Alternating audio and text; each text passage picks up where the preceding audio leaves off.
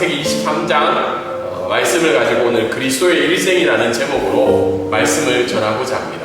제가 이제 어제 말씀을 준비하면서 다음 주에는 이제 24장 전체를 말씀을 전하고자 한 60절이 넘어요. 그래서 다음 주는 60절을 다 읽을 수 없기 때문에 특정 구절만 읽고 28번째 이제 이삭의 이제 아내를 찾는 장면이 나오고, 그리고 29번째, 30번째는 이제 25장의 이제 마지막입니다. 30번 정도로 아브라함의 일생을 창세기 11장부터 지금까지 전했고요. 아브라함이 이제 하나님 앞에 부름을 받는, 그러니까 이 땅을 떠나는 죽음을 맞이하는 장면으로 이 아브라함의 일생에 대한 말씀을 마무리를 하도록 하겠습니다. 오늘은 그리스도인의 일생이라는 제목을 가지고 전하고자 하는데요. 지난주에 들었던 뉴스 중에 하나가 이 뽀빠이 아저씨, 이제 다 아시죠? 저희 세대나 30대까지는 그래도 알 수 있을 것 같은데, 이제 20대나 10대들은 잘 모를 것 같아요. 이 이상용 씨의 일생이 뉴스에서 계속 이제 설명이 되고 있죠. 왜냐하면 뽀빠이 아저씨가 저희 이제 엄마가 배고플 때 그런 배경음악이 나오면서 특별히 이제 우정의 무대를 통해서 굉장히 알려졌던 분이죠. 근데 그분의 일생을 제가 이제 뉴스를 통해 살펴보니까 원래 장교 출신이었더라고요. 장교 출신이다 보니까 이 군인들에 대한 마음이 굉장히 많았던 것 같아요. 그러다가 이분이 이제 방송에 재능이 있다는 것이 발견이 되어서 특별히 89년 MBC 우정의 무대를 7년 정도를 했다고 합니다. 그래서 4,200개의 이제 부대를 방문하면서 굉장히 큰 위로를 주었던 방송이었죠. 그런데 1996년에 이 500명의 심장병 아동 돕기의 성금을 유용했다는 혐의로 검찰 조사를 받게 돼요, 이분이. 근데 이제 1년 동안 조사 끝에 어떻게 돼요? 무혐의로, 방송은 폐지가 되었지만 무혐의 판정을 받았습니다. 근데 이분 입장에서는 어떻게 해요? 평생도록 군인들을 위로하고 특별히 심장병 아동 돕기 성금을 모아서 그들을 도왔는데, 결국은 자기 인생의 위기가 찾아왔고 모함을 받아서 그에 대한 상처를 어떻게 해요? 미국으로 건너가게 됐다. 그래서 그분의 이제 나머지 일생은 생계를 위해서 어떻게 해요? 가이드의 삶을 살기도 했고, 그와 반면에 어떻게 해요? 또 한편의 인생은 여러 가지 국가로부터 받은 훈장들이 많았다는 거죠. 그 위기와 어려움이 찾아왔을 때 자기에게 인생의 위로를 줬던 여러분들 중에 한 명이 김수환 추기경이었다는 거예요. 김수환 추기경이 이렇게 이야기했다는 거예요. 눈이 왔구나. 근데 쓸지 마라. 어떻게 이 많은 눈을 쓸 거냐. 그러니까 그런 모함과 위기 속에서 어떻게 그걸 해결하지 말라는 거예요. 왜냐하면 시간이 지나다 보면 어떻게 해요? 그 눈이 녹고 결국은 네가 이 세상에 다시 나타날 수 있다는 말로 위로를 했다고 합니다. 아무튼 이 이상용 씨의 일생을 보면 어떻게 해요? 굉장히 위기 속에도 있었고 칭찬받고 사람들로부터 존경받는 시기도 있었고, 마지막에는 어떻게 해요? 쓸쓸히 그 인생이 마무리가 되는 일생을 살펴보게 되었습니다.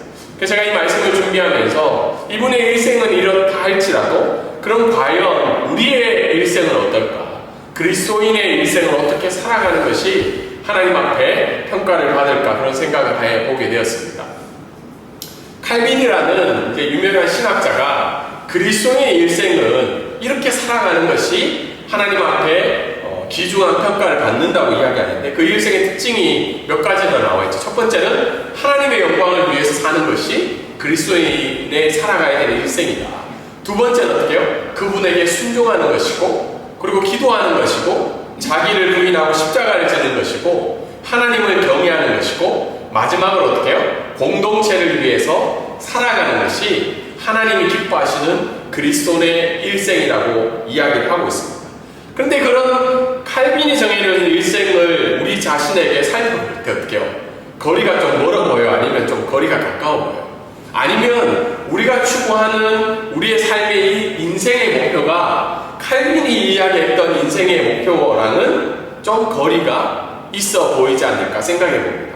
왜 그러냐면 우리는 좀 평범한 사람들이기 때문에 이 땅에 태어나서 어떻게 해요? 학교를 가고, 그리고 학교를 졸업하면 어떻게 해요? 직업을 구하고, 직업을 구하고 난 다음에 결혼을 하고, 결혼하고 난 다음에 자녀를 얻고 뭐 이런 일생에 조금 기다리시는 분도 계시지만 일반적으로 얘기할 때 그리고 어떻게 해요?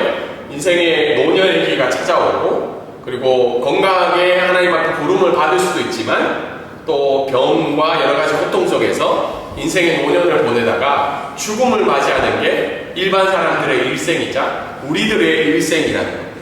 혹시 여기서 벗어나실 수 있는 분은 없으시잖아요?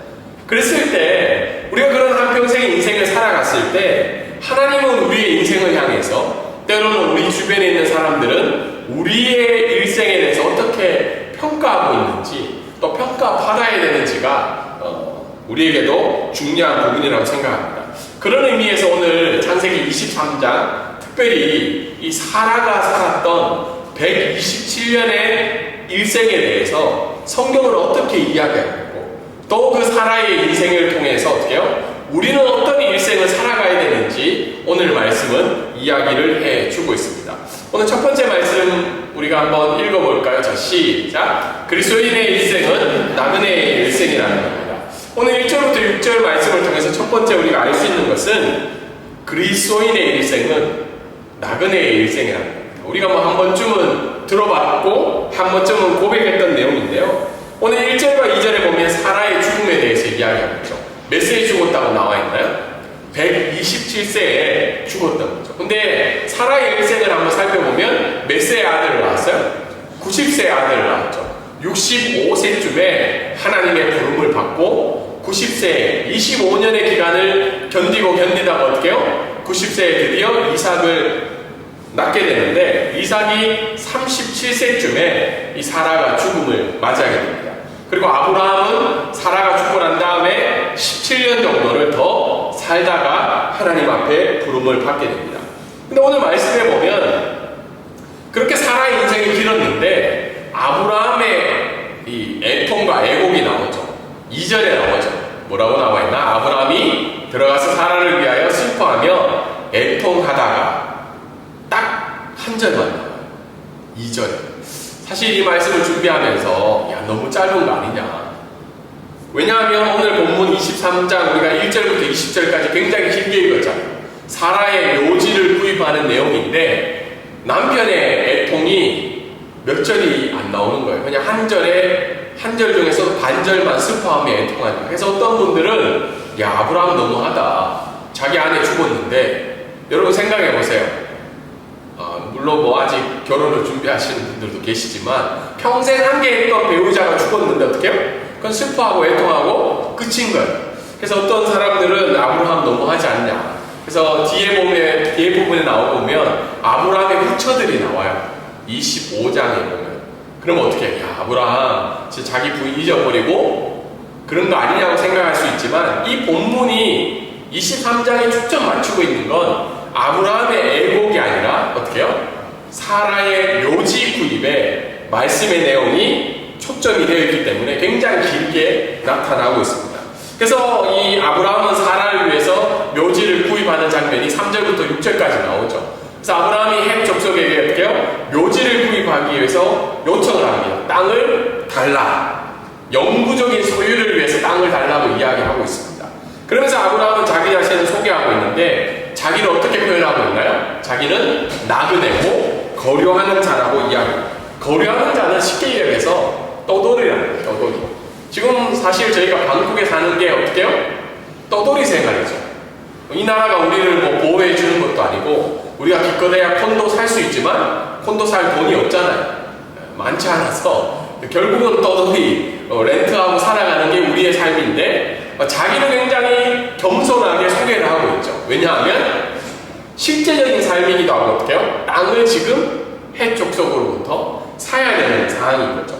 그래서 다른 성경 버전에 보면 이렇게 이야기하고 있어요. 나는 당신들한테 몸붙여 사는 나그네에 지나지 않다고 자기의 인생을 표현하고 있는 거예요. 사실 우리가 살다 보면 우리가 태국 사람들, 뭐 말레이시아에 말레이시아 분들, 말레이족들 있잖아요. 사실 우리가 한국에서 이분들 만났으면 어떻게 해요? 우리가 갑이잖아요. 엄밀히 얘기해서. 우리가 괜찮은데 우리가 이 땅에 살다 보니까 늘 태국 사람들은 어떻게 해요? 우리의 갑으로 살아가고 있어요. 그래서 사실은 저는 아브라함의 이 고백이 이해가 될 때가 많아요. 왜냐하면 실제적으로는 우리가 이 땅에서 늘 이 땅에 살아가는 현지인들보다 늘 밑에서 살아가야 되는 우리의 존재를 느낄 수 있기 때문이죠. 그러자 해족속이 이렇게 대답합니다. 야, 아브라함, 너는 거류인이 아니고 이방인인 낮은 계층의 사람이 아니고 내가 너의 인생을 지켜보니까 너 인생 가운데 누가 함께 하신다는 거예요? 하나님이 함께 한다는 걸 발견했어. 그래서 너는 하나님이 세우신 지도자다 인정해주는 장면이 나오죠. 그런데 뒤에 부분에 보면 땅을 판다는 내용이 나오고 있어요, 없어요? 땅은 팔 생각이 없고 우리가 가지고 있는 묘비 중에 그 중에 하나를 그냥 쓰라는 거죠. 땅을 팔 생각은 없고 내가 가지고 있던 매장할 수 있는 그 묘를 하나를 쓸 수 있게끔 허용해 준다고 성경은 이야기하고 있습니다. 오늘 이 말씀을 통해서 우리가 몇 가지 살펴보면 결국은 우리가 나그네의 삶, 이방인의 삶인데 아브라함은 어떻게 해요? 그 땅을 구입할 수 없는 떠돌이였다. 그럼 아브라함은 왜 그렇게 핵 족속에게 머리를 굽히면서 그 이야기를 했을까요? 왜 그러냐면 그 지역의 공동체에 허락이 없으면 구입할 수가 없기 때문이죠. 그런데 오늘 성경의 말씀 우리가 깊이 들여다보면 하나님이 이 나그네인 아브라함을 향해서는 너는 그냥 보통 떠돌이가 아니라는 거죠. 왜냐 하나님이 약속하신 게 뭐예요? 너의 후손들이 이 땅을 차지하게 될 거라는 언약을 받은 그 땅을 차지할 백성의 조상이라고 이야기를 하고 있습니다. 이 말씀을 우리에게 적용해 보면 우리는 이 땅에서 살아가는 나그네가 맞아요. 거류인이 맞고 그리고 월세 낼 때마다 어떻게 해요? 많은 생각이 들죠. 그렇지 않나요? 그리고 갑자기 주인이 나가라 할 때나 뭐 고장 났을 때도 어떻게 해요? 바로바로 고쳐줘요? 고쳐주는 착한 태국인도 있지만 갑질하는 태국인도 굉장히 많다는 겁니다. 그래서 우리가 이 땅을 살아갈 때마다 우리는 이 땅에서 영원히 살아가기 위해서 사는 존재가 아니라고 오늘 성경은 분명히 이야기를 하고 있습니다. 잠시 이 땅에서 어떻게 해요? 하나님 위해서 살아가고 결국은 하나님이 약속하신 그 영원한 땅에서 살아갈 수 있는 존재라는 겁니다. 근데 가끔 우리가 나그네 삶하면 허무주의적인 생각으로 살아갈 때가 있어요. 여기 뭐 별거 있냐? 우리 그냥 뭐 대충 살다 가면 되지. 그리고 특히 이 고백을 언제 얘기하나요? 우리가 뭔가 없을 때, 어떻게 해요? 뭔가 힘들 때, 어려울 때 그냥 허무주의로 나그네를 고백할 때가 많아요. 그런데 그게 아니라는 거죠. 우리가 이 땅에서 하나님의 뜻을 가지고 최선을 다해서 살아가야 되는데 그 삶의 목적과 방향은 하나님이 주신 기준과 마음으로 날마다 우리가 채워가야 된다. 나그네의 삶을 인정하시나요? 외국에 사니까 인정할 수밖에 없죠. 그런데 좀 살다 보면 어떻게 해요? 여기서 좀 더 살고 싶고 지금 여기 방콕 오시니까 어때요? 굉장히 좋은 집들 많죠. 저는 가끔 생각해요. 여기서 야 나도 시내에서 한번 살고 싶다. 저기 방이나 외곽이 아니고. 그런데 우리가 그런 마음이 들 때마다 어떻게 해요? 우리가 이 땅을 살아가는 하나님의 마음과 뜻과 기준이 뭔지를 날마다 고백해야 된다는 겁니다. 두 번째는 그리스도인의 일생은 어떻게 해요? 주변에 있는 자들에게 인정받는 삶이라는 거예요. 아브라함은 이렇게 이야기하죠. 나는 당신들한테 몸부쳐 사는 나그네에 지나지 않다. 그런데 그가 그 땅에서 어떻게 해요? 75세부터 100, 그러니까 사라의 나이로 얘기하면 65세부터 127세니까 약 몇 세예요? 62년 정도인가요? 62년 정도의 삶을 그 땅에 살아가요. 그래서 아브라함의 얘기가 그 땅에서는 어떻게 해요?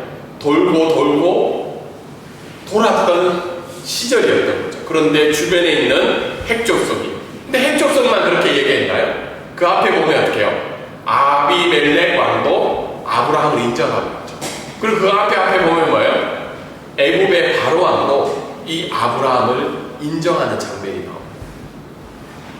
그랬을 때 정말 그리스도인의 일생은 어떻게 해요? 주변에 함께 했던 자들의 인정받는 삶이라고 우리가 이야기를 할 수 있습니다. 제가 며칠 전에 어느 목사님의 페이스북에 글을 봤는데 지금 이 시대는 어떻게 해요? 교훈과 교양의 시대는 사라진 시대. 우리가 지금 대한민국 6월 3일 대선을 보면서도 우리가 알 수 있잖아요. 교양과 교훈의 시대는 저물고, 우리가 그토록 예전에 칭찬했던 어떻게 미국도 어떻게 해요? 교훈과 교양이 없던 시대를 살고 있죠. 어떻게 해요? 지금은 야생과 야만의 시대만 살고 있는 거예요. 야생과 야만의 어떻게 해요? 격과 체와 품을 이루는 야수의 세상이 우리의 세상 가운데 있다는 거예요. 근데 우리가 자세히 살펴보면 하나님이 이 땅을 창조하시고 난 다음 아담과 하와가 어떻게 해요? 죄로 말미암아 에덴 동산에 떠난 이후부터 이 세상은 그때부터 지금까지 어떻게 해요? 야수의 세상이라고.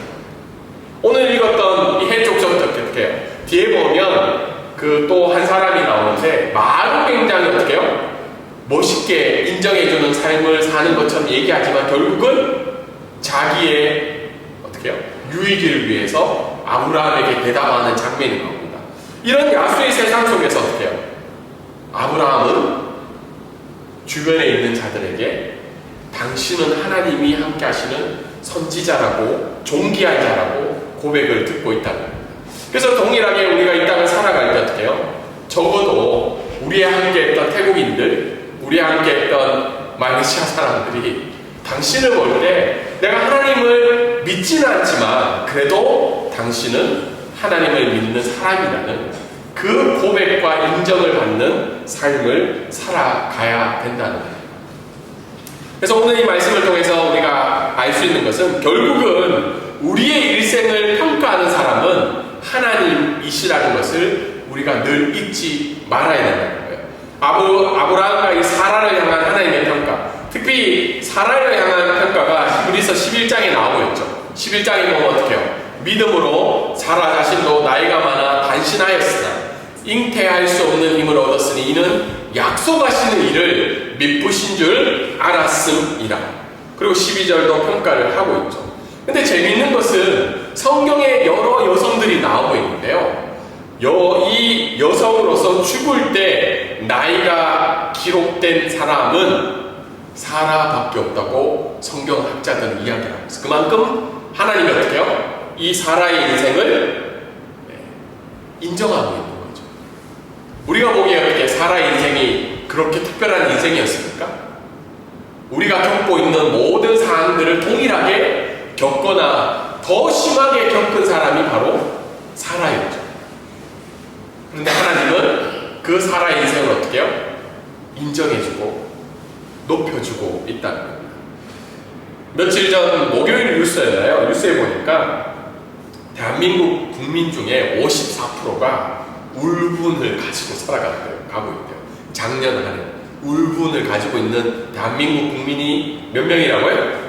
54%예요. 그럼 여러분 중에 절반은 그 울분을 가지고 있다는 거죠. 왜 울분을 가지고 있냐면 두 가지 이유가 있습니다. 하나는 사회의 불공정성. 불공정이 너무 많이 일어나기 때문에 울분이 일어나고, 두 번째는 대한민국의 정치 현실 때문에 그렇다고 합니다. 그래서 아무튼 이 울분을 가지고 있었던 건 결국은 어때요? 그 평가가 부당하다는 거죠. 사람들이 나에게 하는 평가, 사회가 나에게 돌려주는 그 평가가 부당하다고 느껴지기 때문입니다. 동일하게 우리도 이 불공정을 느낄 수 있죠. 울분을 가질 수 있습니다. 그런데 정말 우리가 우리의 감정을 평가하고 우리의 감정을 놓쳐버리지 말아야 될 것은 사회가 우리를 평가하는 게 아니라, 사회의 불공정이 우리의 감정과 우리의 삶을 평가하는 것이 아니라 누가 평가한다는 거예요? 하나님이 평가한다는 거예요. 사도 바울이라는 사람이 우리가 제일 잘 알잖아요. 사도 바울은 일평생 하나님 앞에 헌신했는데 그의 인생의 마지막은 어디에 있는 거예요? 어디에 있었죠? 마지막 일생이 감옥에 있었죠. 그런데 그 감옥에서 사도 바울은 어떻게 자기의 삶을 평가하고 있나요? 나는 선한 싸움을 싸우고 나의 달려갈 길을 마치고 믿음을 지켰으니 이제후로는 나를 위하여 의의 면류관을 예비되었으므로 주 곧 의로우신 재판장이 그 나라에 나에게 주실 것이며 내게만 아니라 주의 나타나심을 사모하는 모든 자에게 이 의의 면류관을 주신다고 이야기를 하고 있습니다. 그래서 우리가 이 땅에서 그리스도인의 한 사람으로 일생을 살 때마다 우리에게 불공정이 찾아올 때, 우리에게 억울함이 찾아올 때, 우리에게 힘듦이 찾아올 때, 우리가 이 기준, 하나님이 내 인생을 최종적으로 평가하신다는, 그리고 우리를 위해 의의 면류관을 준비해주고 있다는 그 사실을 놓치지 말고 붙들며 살아가야 된다는 겁니다. 두 번째, 오늘 말씀을 통해서 우리가 알 수 있는 것은 그리스도의 일생은 하나님의 열심으로 이루어져 간다는 겁니다. 우리 한번 같이 읽어볼까요? 자, 시작. 그리스도의 일생은 하나님의 열심으로 이루어집니다. 오늘 7절부터 20절에 보면 몇 가지 협상이 계속해서 나와요. 첫 번째 협상은 끝났죠. 두 번째 협상은 뭐예요? 막벨라 굴을 아브라함이 이제 구체적으로 요구를 하죠. 이 굴을 내가 사고 싶다. 그러니까 어떻게 해요? 그 헷 족속의 한 명이었던 에브론이 그 땅을 가지고 있던 실제 소유자가 나오고 있죠. 그러면서 어떻게 해요? 막벨라 굴뿐만 아니라 그 주변에 있는 밭도 아브라함 당신께 드리겠습니다. 그러자 세 번째 다시 협상이 나와요. 이 아브라함이 어떻게 얘기해? 그럼 밭도 내가 살게. 그러니까 얼마냐? 물어보죠. 그러자 이 에브론이 이렇게 얘기합니다. 그 밭 400서너 정도 하는데 그러지 말고 내가 밭도 굴도 주겠다는 거죠. 어떻게 보면 호의적인 말로 느껴질 수 있는데 성경학자의 여러 사람들은 굉장한 에브론의 지혜라고 이야기합니다. 그 땅을 팔고자 하는 그 에브론의 마음. 그런데 아브라함이 샀던 그 에브론이 이야기했던 밭값이 400세겔인데요. 이 밭값이 어떻게 해요? 실제 값보다 굉장히 비싸게 이야기했던 값이라고 이야기합니다. 그러니까 터무니없는 가격으로 이야기를 한 거예요. 근데 결국은 어떻게 아브라함은 그 제안을 받아들이고 한 번에 그 땅값을 치르는 장면이 나옵니다. 그리고 난 다음에 어떻게 해요? 그 묘지와 밭이 아브라함의 소유가 되었고 밭과 굴뿐만 아니라 거기에 있던 모든 나무들도 아브라함의 소유가 되었다고 17절부터 18절까지 선언을 합니다. 그리고 19절, 20절에 어떻게 해요? 드디어 아브라함이 하나님의 언약을 이루기 위해 그 땅을 소유하게 되는 장면이 나옵니다. 그리고 사라가 거기서 장사가 되고, 사실 막벨라굴은요 사라뿐만 아니라 제가 적은 대로 어떻게 해요? 아브라함과 이삭과 리브가와 야곱과 레아도 그 막벨라굴에 묻히게 됩니다. 결국은 이 말씀은 뭐예요? 하나님이 창세기 12장 1절부터 3절에 이야기했던 그 땅에 대한 언약이 어떻게 해요? 막벨라굴과 그 밭을 삼으로 말미암아 성취가 되는 장면이 나오고 있습니다. 그래서 오늘 이 말씀을 통해서 우리가 첫 번째 알 수 있는 것은 그리스도인의 일생은 속내를 감수하고 속아주는 자의 삶이라는 거예요. 앞에도 이야기한 것처럼 에브론이에게 지불한 밭값은 어떻게 해요? 너무 터무니없는 가격이었어요. 왜냐하면 성경의 다른 말씀에 보면 다윗 그 후대에 몇백 년이 지나고 난 다음에 다윗이 성전을 짓기 위해서 구입한 토지의 가격이 얼마라는 거예요? 50세겔입니다. 그러니까 얼마나 그 가격이 터무니없었겠습니까? 그런데 아브라함은 어떻게 해요? 흥정하지 않고 한 번의 지불로 이 땅을 사게 됩니다. 왜 아브라함이 그렇게 했을까요? 땅 사고 싶어서? 자기 아내를 정말 사랑해서? 물론 그런 부분도 있지만 결국은 아브라함은 어떻게 해요? 창세기 12장에 이야기했던 그 하나님의 언약을 이루어 가기 위해서 언약의 자손들의 미래를 위한 결정이었거든요. 근데 그 결정을 하기 위해서는 어떻게 해요? 대가를 지불할 수밖에 없는 결정이었다. 동일하게 기독교인들도 어떻게 해요? 우리가 하나님이 우리에게 주신 그 일생, 앞에서 얘기했던 칼빈이 이야기했던 그리스도의 삶을 살아가기 위해서는 어떻게 해요? 그 가치와 믿음과 윤리를 지키기 위해서는 우리가 이 땅에서 무엇을 지불해야 된다는 거예요? 대가를 지불해야 된다는 거예요. 그 대가를 지불한다는 말은 손해를 감수하고 속아주는 자의 삶도 살아갈 수 있다는 겁니다. 뒤에 불교의 내용이 나오고 있는데, 사실은 우리가 이 땅 태국을 살면 불교인들이 얼마나 마음이 넓어요. 그렇지 않나요? 그 돼지고기 꼬치 사서 누구에게도 줘요? 개한테도 줘요. 굶고 있는 개들한테도 그 닭꼬치 사서 줘요. 근데 불교의 윤리는 뭐예요? 이타자리라는 말인데, 타인을 이롭게 함으로써 어떻게 해요? 자기가 유익을 받는 불교의 교리가 있죠. 근데 기독교인들은 대가를 지불하고 손해를 감수하고 속아주는 삶은 내 유익을 위한 겁니까? 아니죠.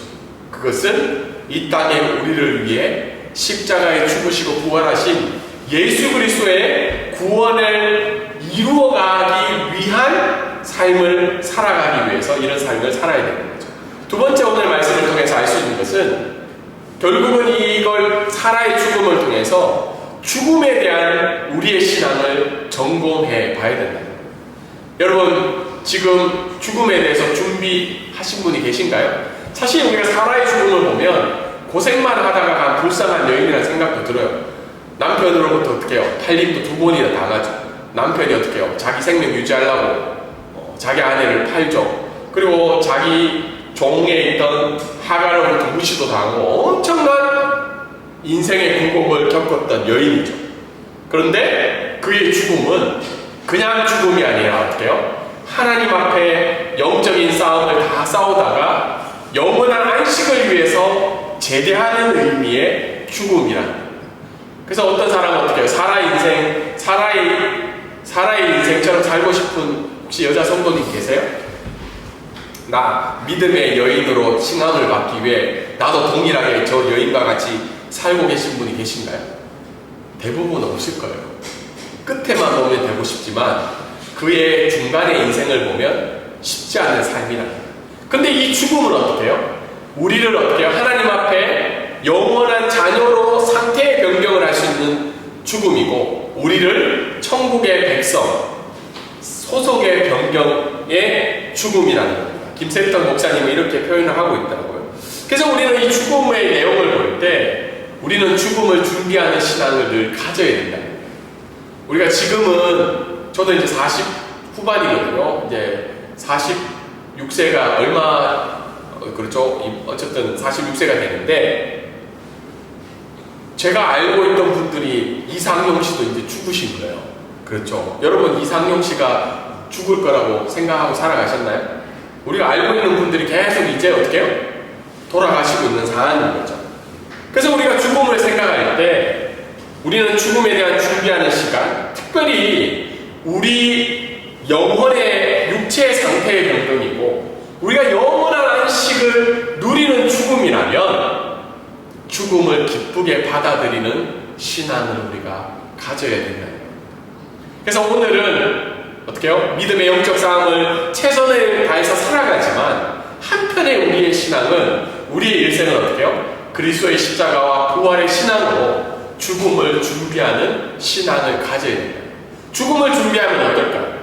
우리의 삶이 어떻게 해요? 소비되는 시간과 물질과 우리의 삶의 목적이 달라질 수밖에 없다는 겁니다.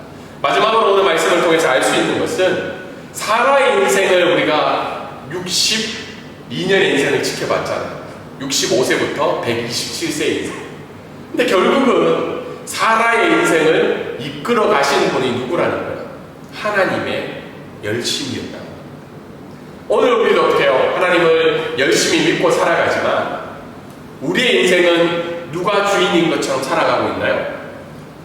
나인 것처럼 살아갈 때가 많잖아요. 근데 우리가 예수 그리스도를 이야기할 때 주님이라는 내용을 표현하죠. 주님은 영어로 뭐죠? Lord죠. Lord. 주님이라는 뜻은 쉽게 이야기하면 무슨 뜻이에요?